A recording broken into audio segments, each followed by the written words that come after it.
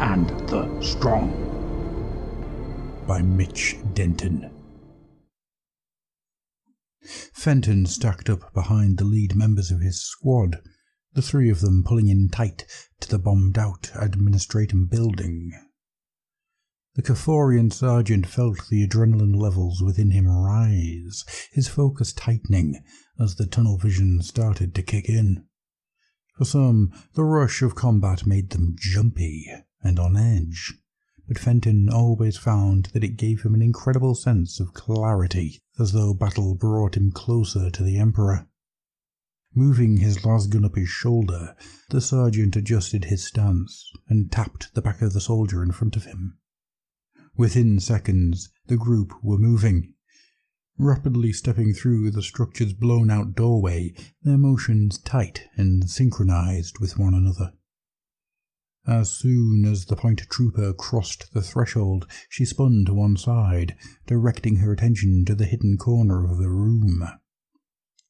The soldier kept moving, clearing the way for the trooper behind her to enter.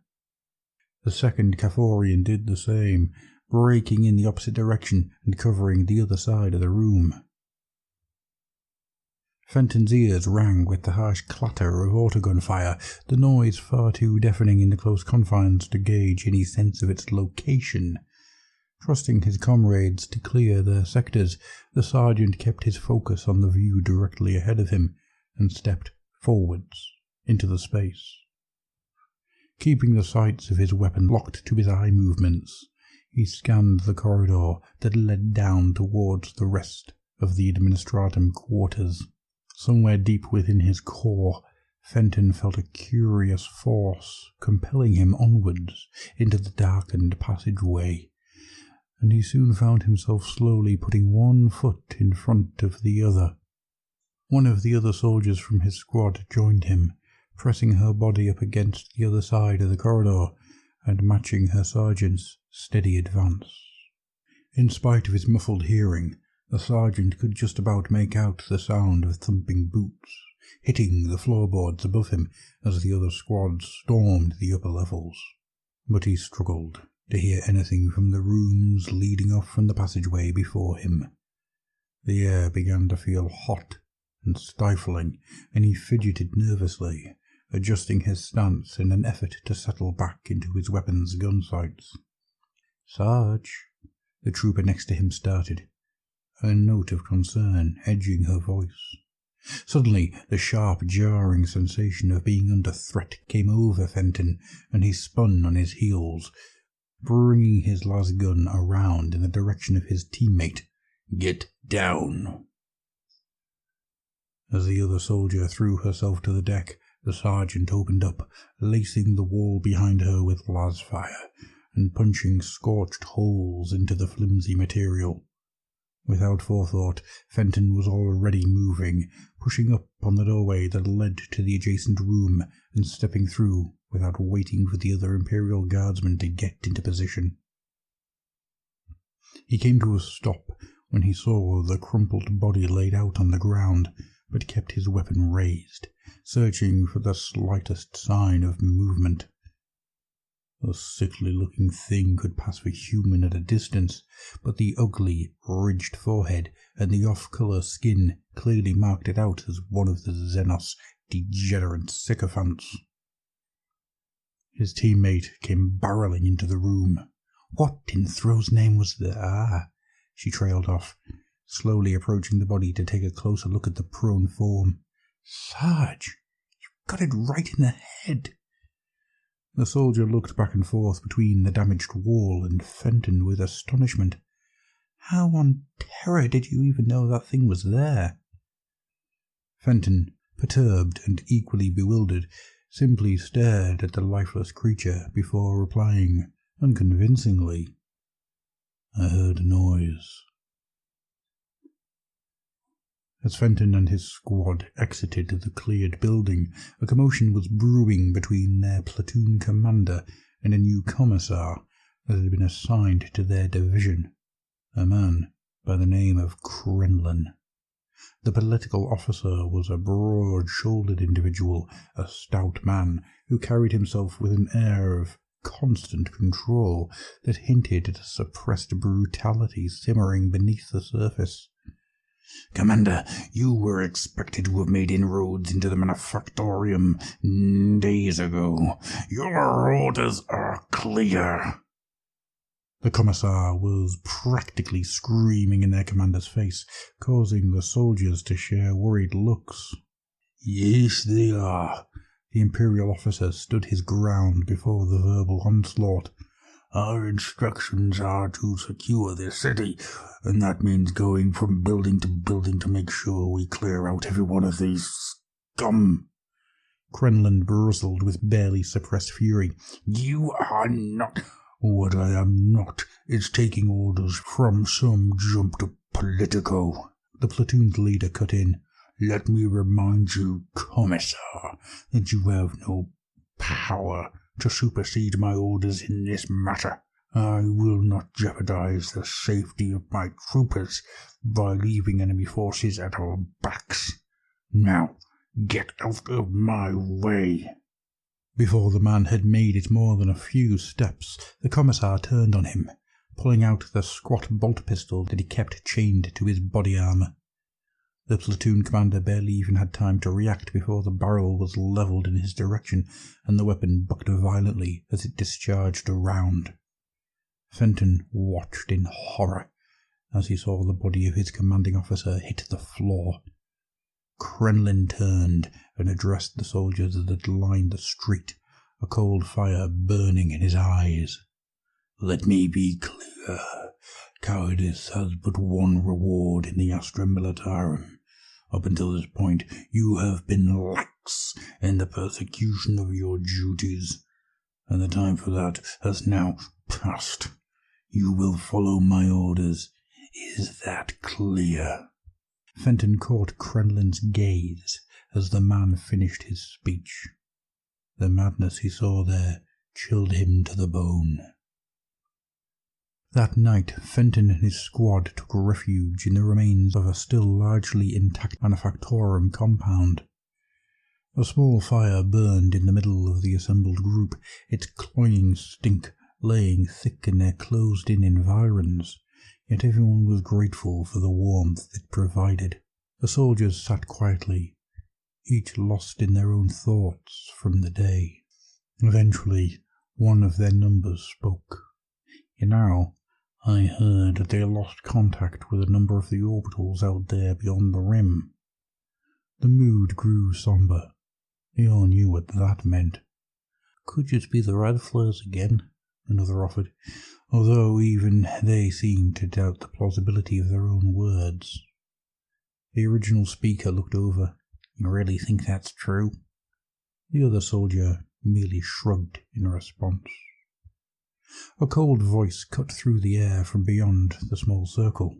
I would suggest, Sergeant, that you do not allow your charges to engage in such pointless and potentially subversive topics of conversation. Kremlin stepped into the gathering, the flickering light from the fire lending his already stark features an even crueler bent. I hear you had a close call today, Fenton. That cold, calculating look was back in the Commissar's eyes, saved by some almost prescient reactions on your part, so I'm told. Fenton could feel the man's clinical eyes appraising him, cutting into his core and weighing him up. In truth, the sergeant could not explain what had happened any more than anyone else. The sensations that had run through him in that moment were unlike anything he'd ever felt before. He also had a strong impression that, were he to disclose any details of what he had experienced, events might turn out rather poorly for him at the hands of their ruthless commissar. But Kremlin was still watching him, waiting expectantly for a reply, and Fenton could feel the heat rising up within him again, the room closing in around him as his brain started to buzz.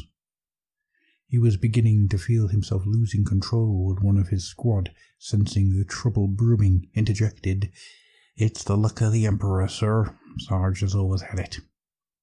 Others nodded in agreement, but the Commissar's gaze never strayed from Fenton's. "Is that so?" Crennlin turned to leave, but stopped briefly to cast one last look back in the sergeant's direction. "I'll be watching, Sergeant.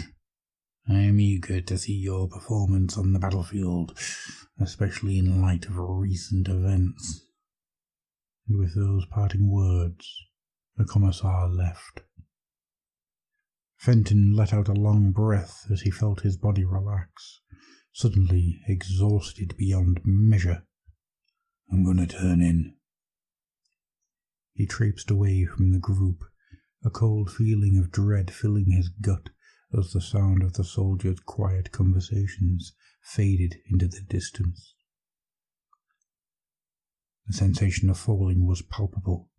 The pitch blackness of his surroundings yielded little clue as to where he was, but the hot, stinking air rushing past his face indicated the horrifying speed at which he was plunging downwards. Fenton's initial response had been to panic, flailing as he attempted to slow his descent. Amidst the terror-fueled fog that had clouded his mind, he had little opportunity to discover how he had come to be in this place. All he could think of was whether he would hit the bottom first, or whether it would be the collision with the other side of whatever structure he had been thrown from that would end his harried existence. Slowly, the rational part of his brain began to reassert itself. Fenton's body was still awash with a heady mix of fear and adrenaline-soaked confusion, but he began to notice more about his immediate environment. What he had initially taken to be buffering currents of air whipping by seemed to have an ebb and flow to their passing, which made no sense if he was falling. If anything, he would have expected the ferocity of its passage to be steadily increasing as he continued to pick up speed, but the soldier had begun to notice a semblance of rhythm to the gusts that shook his body like a rag doll. It almost felt like the fetid breaths of some vile corpse scavenger, its giant heaving breaths engulfing him in wave after wave of nausea. But that did not explain the weightlessness he felt, nor the fact his clothes seemed to be motionless, in spite of the sense of movement. Nothing about this place made any sense. Suddenly, Fenton felt his arms and legs being pulled violently outwards, the muscles in his limbs spasming in protest at the sudden unexpected force being applied. He could feel the ligaments straining at the effort of keeping his body held together as his form was torqued and stretched, and he instinctively closed his eyes, in spite of the darkness, to let out a gut-wrenching scream of abject pain at the immense stresses being placed upon his frame. Seemingly in response, lashing whips reached out from the inky blackness, wrapping their way around first his torso, then the rest of him. Sharp barbs and hooks lined the inner side of the vicious tendrils, digging their way through his clothes and biting deep into the tender flesh beneath. They enveloped his face and head, crushing the very air from his lungs as they squeezed tighter and tighter, delving into the very core of him and leaving burning striations along every exposed muscle fibre. Fenton's mind exploded with fiery pain. Somehow he was still conscious, but his entire being was being filled with a wretched sense of dread that was almost worse than the smothering panic that had swallowed him moments before. He tried to lash out, to break free, but his limbs felt weak and ineffectual, their movements slow and uncoordinated.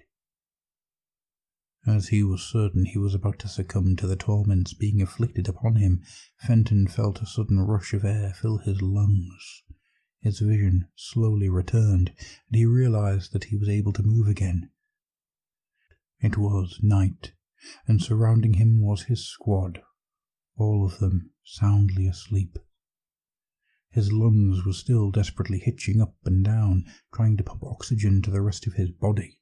The sergeant tried to piece together what had happened. His head ached terribly, and in those waking moments the horror of the dream still felt as real to him as it had when he was trapped within his subconscious. Fenton blinked away the tiredness and tried to stand up, a strange scratching itch burrowing away inside his mind. Staggering to his feet, the soldier felt sharp, jabbing pains poking at him from all over his body. He undid his outer jacket and looked down at the ruined form of his chest beneath. He halted sharply, and above seeing what lay beneath, immediately began to hyperventilate again. Laid out in wildly irregular spacings, a criss-crossing network of lacerations cut their way across his skin. Along these bleeding sores were ragged tear marks, where some kind of vicious barbs had evidently dug their way into the meat beneath. Fenton managed to make it out of the ramshackle building and far enough away from the others that he would not be overheard before retching his guts out all over the city street. He lay there, shaking, the cold air raising the hairs on the back of his neck as the slow, steady sound of booted footsteps approached. "Well, what do we have here?" Crenlin asked, in a smug tone. "Stay away from me." Fenton pulled himself to his feet, hurriedly pulling his jacket closed to hide the marks that lined his body, his head pulsing as the pressure built. "You know what I think, Sergeant?" The commissar's eyes glittered in the moonlight. "I think you've been keeping a secret." Crenlin started to calmly circle the man, and Fenton, noticing that he had left his sidearm back with the rest of his gear, suddenly felt like prey caught in a much more dangerous predator's trap. "Secrets can be dangerous." The sergeant watched the commissar fingering the hilt of his power sword. "For everyone involved." "I don't know what you mean," Fenton gasped. "Oh, I think you do."